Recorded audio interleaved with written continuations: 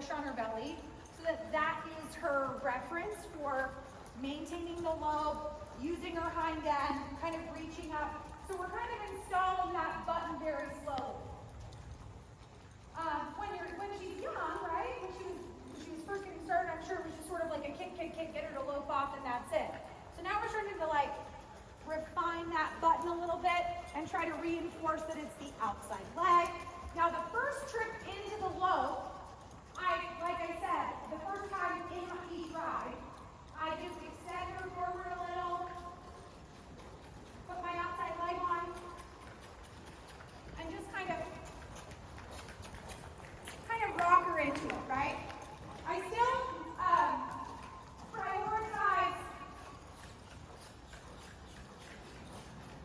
prioritize my outside leg because I want her to associate that leg with that cue. But I'm a little bit more driving, a little bit more kind of rangy with it. Kind of talking her into it with my whole body.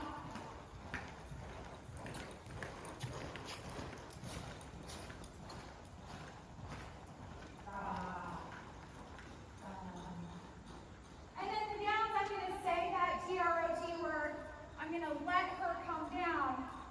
And then after she's settled into the TROT, I'm going to put a little hand on her and say, oh, we're going to come down even more to this like jog, basically, right? Mm-hmm. But at no point am I forcing, shoving, pressing, pulling on her, because again, the trick with these young horses and doing it right, especially young smart horses that are paying attention to everything that you do, is this has to feel like their idea.